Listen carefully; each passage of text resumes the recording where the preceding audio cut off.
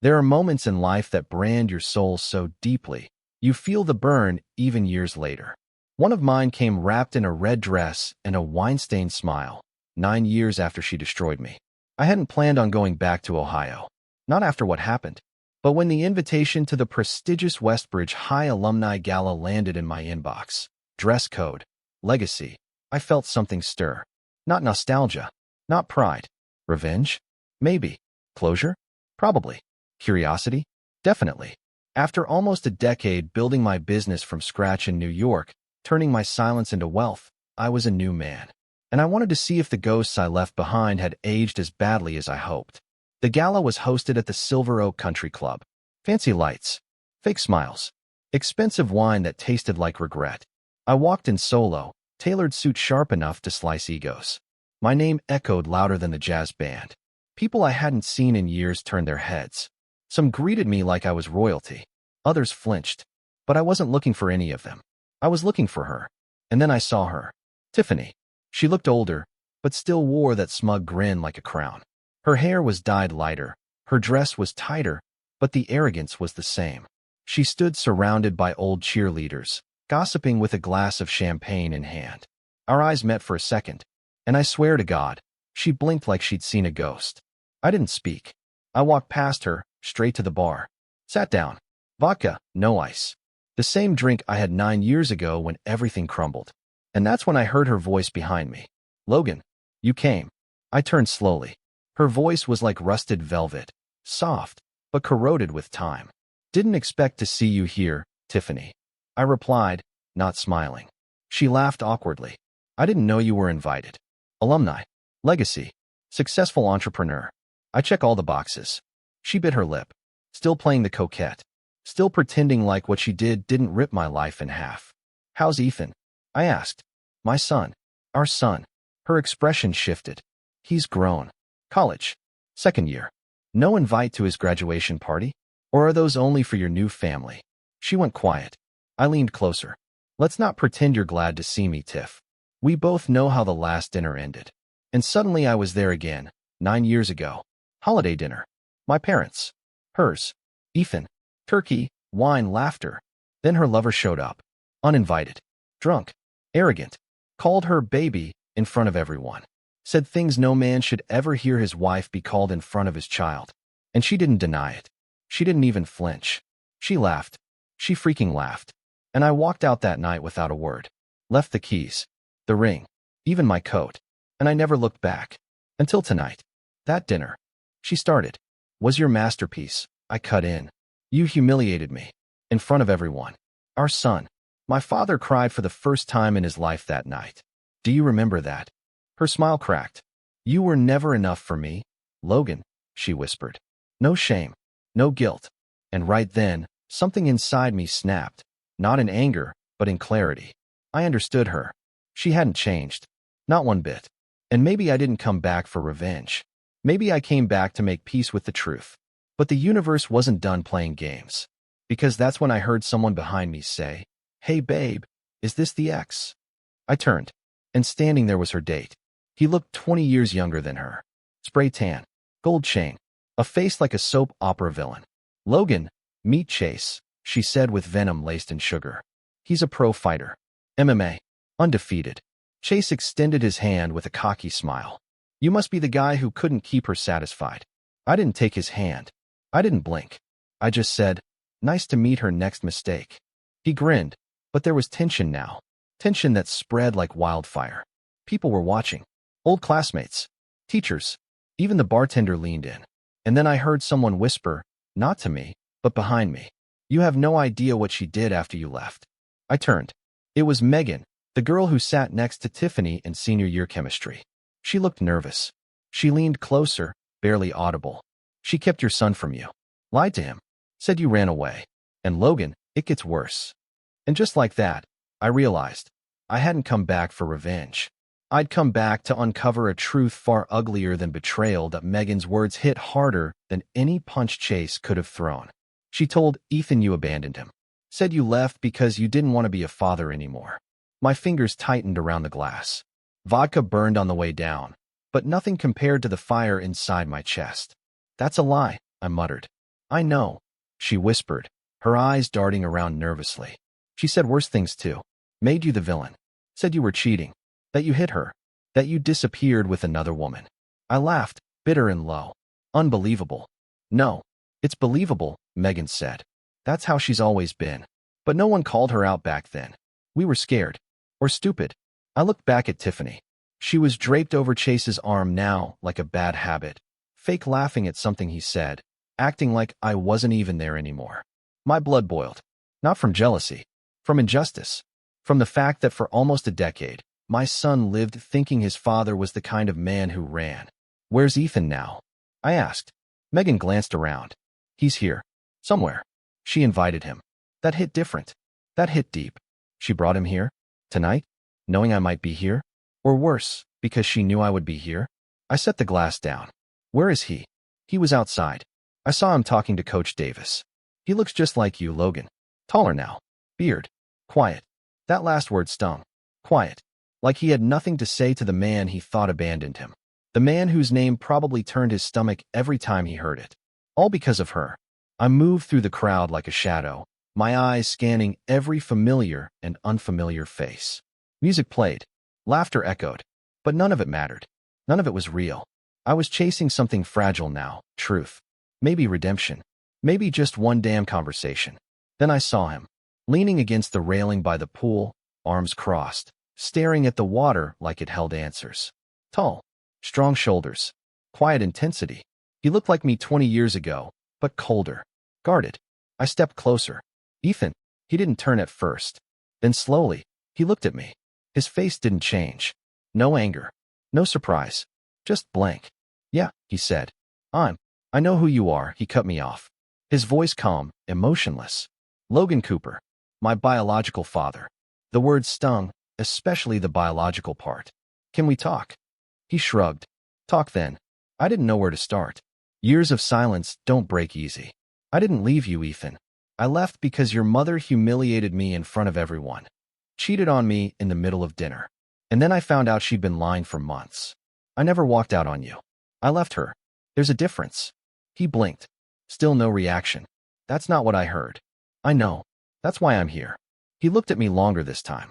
Searching. Why now? Because I found out you're here. And I couldn't live with you believing something I never did. You deserve the truth. Even if it's late. His jaw tensed. She said you hit her. That you had someone else. That you didn't care about me. I never touched her. Never cheated. And I cared more than she'll ever admit. A long silence followed. He turned his head, looked back at the water. Then why didn't you fight for me? The question cut deeper than anything Tiffany ever did. I didn't know she was poisoning you against me. I thought maybe when you got older, you'd come looking. Or I'd find a way to reach you that didn't pull you into the middle of our mess. I thought I was doing the right thing. Turns out I was just staying quiet while she built a wall between us. He nodded once. No words. But something changed in his eyes. The wall cracked. Not broken, but cracked. Then he said, she lied a lot. I stopped believing her a few years ago. I just didn't know what to believe instead. I swallowed hard.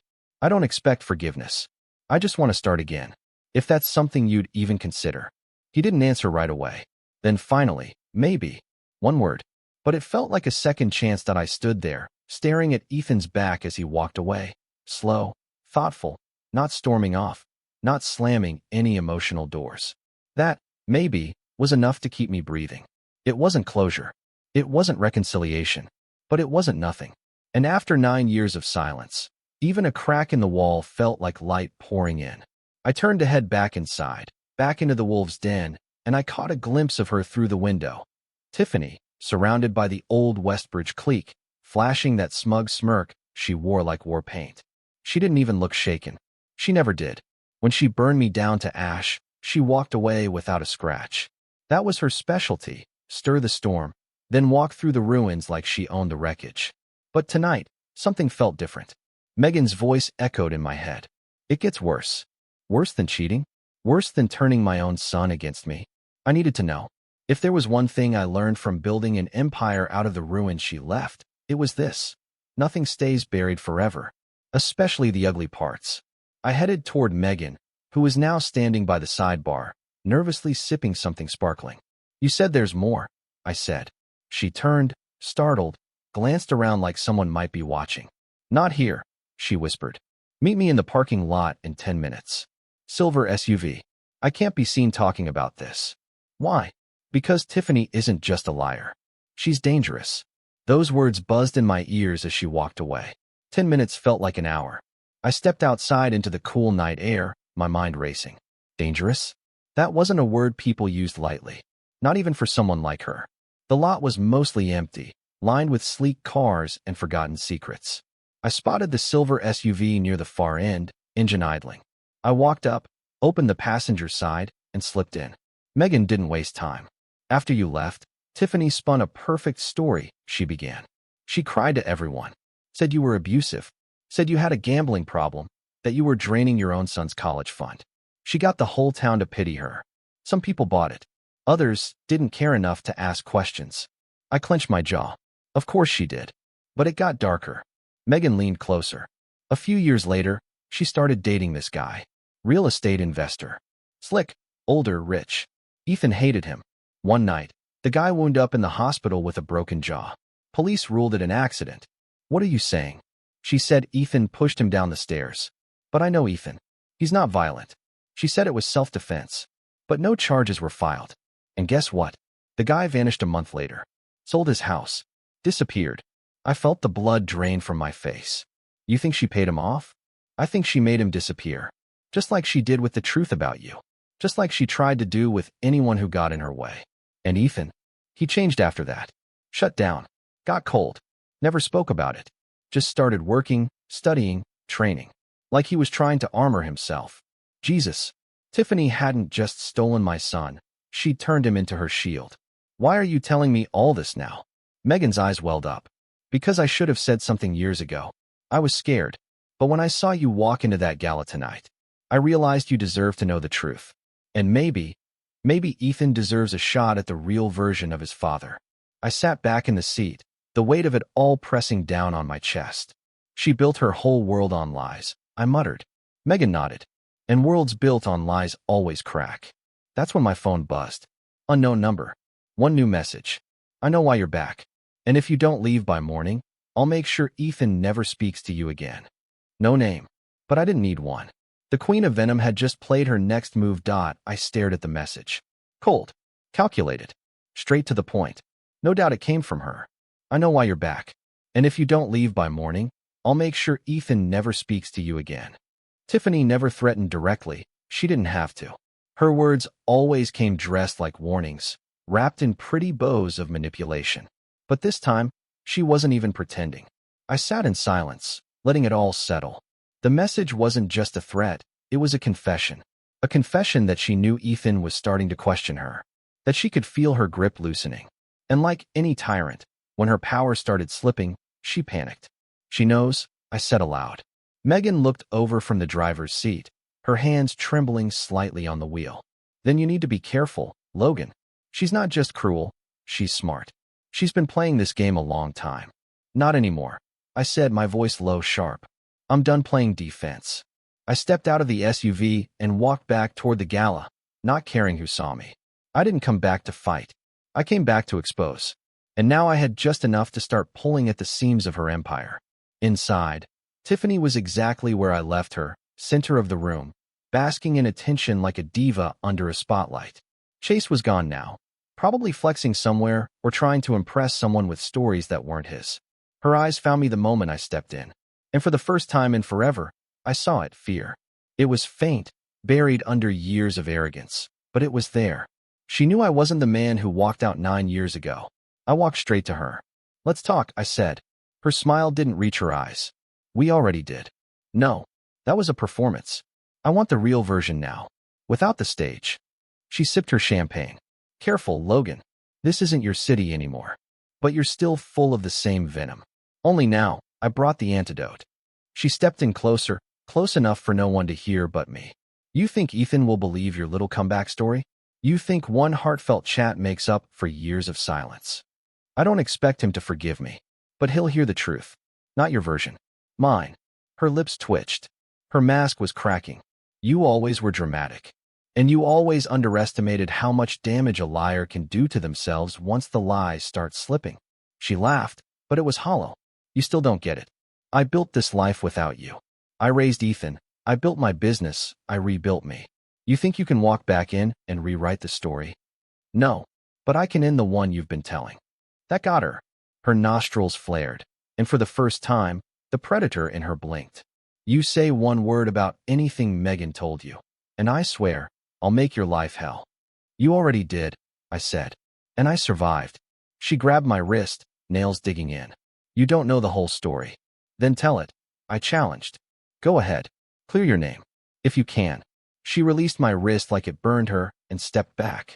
The silence between us was electric, sharp as broken glass. Then she said, You think this is about love or family? It's about control, and I don't lose control. Then you're gonna hate what comes next. I turned and walked away. I didn't need her permission. I didn't need her fear. I already had something far more powerful. The truth. And just as I stepped outside, my phone buzzed again. A voicemail. From Ethan. I played it. Hey, I was thinking. Maybe we could meet again. Just us. Somewhere quiet. I have questions. My chest tightened. The wall was crumbling. And Tiffany, she just started her collapse that I sat alone in my car outside the Old Town Diner the next morning, watching the sun crawl over the parking lot. It looked exactly the same as it did a decade ago. Same chipped neon sign. Same tired-looking waitresses inside refilling the same stale coffee. But today, it felt different. It felt like the place where my life might split again. But this time, I was the one holding the scalpel. Ethan chose the diner. I didn't question it. I just showed up. At 8:05, he pulled into the lot in a black Honda Civic, the same model I used to drive when he was 5 and thought I was Superman. He stepped out, hands in his pockets, face unreadable. I didn't get up. I didn't rush him. I waited. He walked in, slid into the booth across from me without a word, then grabbed a menu like we were just two strangers getting breakfast. I don't want anything to eat, he said. I just didn't know where else to go that wouldn't feel dramatic. Good call, I said. This place doesn't have room for drama. We sat there, silent for a few more seconds before he finally looked up at me. So, tell me everything. I exhaled slowly. I didn't sugarcoat it. I gave him the whole story. From the day I met Tiffany, to the early red flags I ignored, to the night of the holiday dinner where everything crashed. I told him how she paraded her affair in front of both our families, how she smiled through it like she was proud of it. How old were you then? I asked. 11. My chest tightened. You remember that night? He nodded. Not everything. Just yelling, slamming doors, and Mom crying later, saying you ran away because you didn't love us anymore. I stared at him. I didn't run. I walked away so I wouldn't burn everything down in front of you. He tapped the table with his thumb, over and over. I didn't know what to believe, he said. She always had this way of twisting things. Even as a kid, I felt like she was holding something back. But when you didn't come back, I thought maybe she was right. I wanted to come back. 100 times. But every door was shut. Your school changed. Your number changed. I even came back to town once. But she threatened me through her lawyer. Yeah, he said bitterly. She always knew how to keep people quiet. I leaned forward. I know I wasn't perfect, Ethan, but I never stopped thinking about you. I just didn't know how to fight someone who played that dirty. He finally met my eyes. There was hurt there, but there was something else too. Something I hadn't seen since he was a kid. Belief. You know about the guy she dated when I was 16? He asked suddenly. I nodded. Megan told me some of it. He looked away. He hit her once. I saw it. I pushed him down the stairs. He broke his jaw. She told the cops it was an accident, that I wasn't even in the room. My stomach dropped. You protected her, I said. Yeah, he muttered. And she lied to protect herself. He stared at the cracked table. She always said you were the dangerous one, he whispered. I know. He was quiet for a moment, then said, I don't know if we can fix this. You and me. I nodded. I'm not here to fix. I'm here to start. Another silence. Then he said, okay. Just like that. Not forgiveness. Not a father-son movie ending. Just okay. We left the diner together. I didn't try to hug him. He didn't ask any more questions. But we walked out side by side, and that meant more than anything I could say. But as we stepped into the parking lot, something caught my eye. A black SUV. Windows tinted. Engine running. Watching. She was watching that I didn't say anything right away. I just glanced once, then again. Black SUV. Windows so dark they swallowed sunlight. engine humming like a threat. Tiffany always had a flair for dramatic surveillance. Subtlety? Not her thing. She wanted me to know she was watching. And Ethan, he noticed too. He followed my gaze, then froze. That's her car, he said. You sure? Yeah, I've ridden in it. And she has this stupid air freshener that smells like cucumbers and regret. I almost laughed. Almost. Why is she here? He asked, the edge in his voice sharp now. Is she spying on us? She's trying to scare me, I said quietly. Or you. Or both. Well, screw that. He turned and started walking toward the SUV, fists clenched. Ethan, wait. Too late. He was already there, knocking on the window with enough force to make the mirrors shake. The engine cut off. For a moment, I thought she wouldn't get out. But then the door cracked open. Out stepped the queen of chaos herself, Tiffany, in a pencil skirt and oversized sunglasses, looking like a suburban villain in a soap opera. You stalking us now? Ethan snapped. You got nothing better to do? She smiled like poison. I was in the area. Bull. You followed me here. Relax, sweetie. I was worried. You've been acting strange since the reunion. I'm acting strange because I finally talked to someone who doesn't lie for a living. She tilted her head, cool and calculated. That's not fair. I stepped in beside him. Neither was turning him against me for 9 years. She took off her sunglasses slowly. Her eyes were sharp. Cold. Logan, you don't get to play hero now. You abandoned this family. I had to pick up the pieces. You didn't pick up anything. You built a prison out of lies and locked Ethan inside it. Her expression twisted, just for a second. Then she laughed. Wow. I see you've been getting your bedtime stories from Megan. So what? Ethan cut in. You gonna tell me everything he said was a lie? Everything you told me was true. She blinked. For once, she was caught without a script. Ethan. No. I'm done. Done playing your games. Done pretending you're someone worth protecting. The words hit harder than I expected. Even I wasn't ready for how firm he sounded. She stepped closer to him. You're confused. This man, he's manipulating you. You mean the way you manipulated me my whole life? Silence. She didn't answer. He took a step back. Don't follow me again. Don't text me. Don't show up at my apartment. I'll block you. And if you keep pushing, I swear I'll file a restraining order. On my own mother. Her lip twitched, but she didn't speak. She just stood there, jaw tight, chest rising and falling like she was trying to swallow a scream. Then she turned to me. This isn't over. I know, I said. But for once, you're not the one writing the ending. She climbed back into the SUV, slammed the door, and sped off with a screech, tires slicing through gravel like anger made audible. We stood in silence for a beat. Ethan let out a breath. She'll come back harder, he said. Yeah, I nodded. She always does.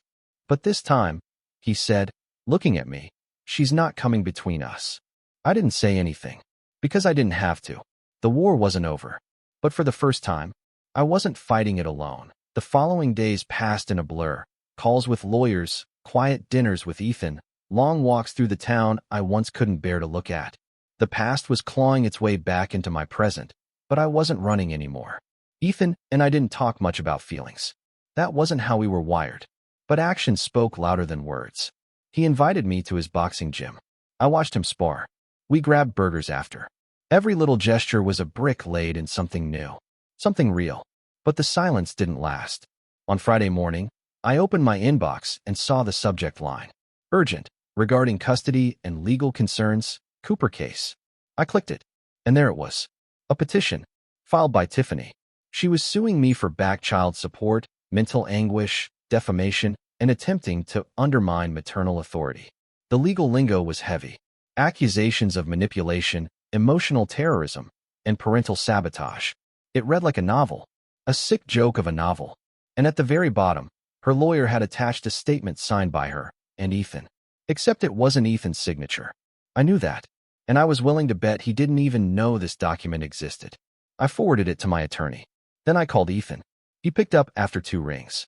Hey, you have a minute? Yeah, what's up? Did you sign a legal petition against me? A pause. What? No. Why would I? She forged your signature. She filed a lawsuit against me using your name. Silence. Send it to me, he said, his voice suddenly cold. I sent the document. Not even a minute later, he responded. That's not my signature. That's not even close. I figured. She's getting desperate, he muttered. I'll fix this. You shouldn't have to. I want to. That night, he called me again. I spoke to a lawyer. Filed a counter affidavit. Said I never signed anything. I'll testify if it goes to court. I closed my eyes, overwhelmed. Thank you, I said. Don't thank me, he replied. She made this mess. It's time she answers for it. 2 days later, Tiffany showed up at my hotel. No warning. No call. Just a knock on the door like this was still her show. I opened it. She stepped in without permission, like always. Cute, she said, glancing at the modest room. Didn't think the New York mogul would go for 2-star chic. Say what you came to say. She sat on the edge of the bed, legs crossed like this was casual. You turned him against me. No, you did that all on your own. I gave him everything. You gave him lies. Her voice raised a little. You're not innocent, Logan. I never claimed to be. But at least I never weaponized my son. You think this will end with you two playing catch in the backyard? He's not some lost puppy. He knows who I am. And deep down, he still loves me. That's what terrifies him. She stood, eyes burning. You think you've won. You haven't. You think one reunion wipes out a decade of silence? You think one sad diner meal makes you his father again? No, but it's a start. And it's real. She laughed bitterly. You always were the dreamer. And you always were the nightmare. She stepped close, inches from my face. I'll ruin you. I didn't blink. You already tried. But now you're just a footnote. I opened the door. She stood there a second longer, fire in her eyes. Then she walked out. And for the first time since the dinner all those years ago, I felt peace. But I knew it wasn't over. Because people like her don't go quietly. They go out swinging. A week later, I received an invitation I never expected. Handwritten. Delivered to my hotel. No postage. It was from Ethan. Family dinner. One last time. My place. Sunday at 7. No context. Just that. I didn't know what to expect. An ambush? A confrontation? But I trusted him. Not blindly. Not foolishly. But enough. At 6:58, I stood outside his small apartment, holding nothing but my breath. I knocked once. The door opened before I finished. He greeted me with a nod, his expression calm, unreadable. Come in. I stepped inside and froze. Tiffany was already there. She sat at the table, wearing white, like she was pretending to be the ghost of a mother she never was. She looked up, smirked. No words. Just war in her eyes. Ethan motioned to the table. Sit. I sat opposite her. He stayed standing. He looked between us and said, I need this to end. Tiffany scoffed. End. He started it. He came back and poisoned everything. No, Mom, Ethan said quietly. You did. Her eyes narrowed. I raised you. I protected you. You controlled me, he cut in. You lied to me. For years. You rewrote my childhood and made me hate the one person who never even got a chance to explain himself. I did what I had to do. No, you did what made you feel powerful. Silence. He walked to a drawer, pulled out 2 envelopes, and dropped them on the table, one in front of each of us. What's this? She asked, fingers twitching. My letter to the court. And yours. I didn't write anything. He stared at her. I know. I did. I opened mine. It was a statement, clear, official, notarized. Ethan's own words, laying out the lies, the manipulation, the threats. Every detail. A declaration of independence. Tiffany flipped hers open and went pale. What is this? She whispered. Your signed confession, he said. Well, your future confession. You can either fight this and lose everything, or you can sign that, quietly, and walk away. She looked up, eyes blazing. You do this to your own mother? I'm doing this because you're my mother, he said. And you've spent years thinking love means control. It doesn't. She stood slowly, as if in a trance. You don't mean this. I do, he said. She turned to me, eyes wild. You think this makes you the hero? He'll regret this. He'll come back to me. I didn't reply. Ethan spoke again. You always said you wanted peace. This is your shot. Sign it. And I'll never speak your name in public again. I'll walk away from this town, from the mess, from everything. But if you fight, he let the silence finish the sentence. She sat back down, breathing heavy. Then, slowly, she reached for a pen and signed, not for remorse, not for forgiveness, but because, for the first time, she knew she couldn't win. She stood, dropped the pen, and walked out without a word. No hug, no apology, no glance back, just the sound of heels on linoleum, fading like a bad memory. Ethan sat down across from me. She's gone, he said. Yeah. He looked at the empty chair she left behind. Do you think people like her ever realize the damage they cause? Maybe, I said, but usually too late. He nodded. Then he looked at me. So what do we do now? I smiled. We build something better. He smiled back, for real this time. Sounds good. We ate dinner. Just the two of us. Simple food. Quiet conversation. No accusations. No lies. No poison in the air. And for the first time in years, I didn't feel like a ghost in my own story. I felt like I'd finally come home.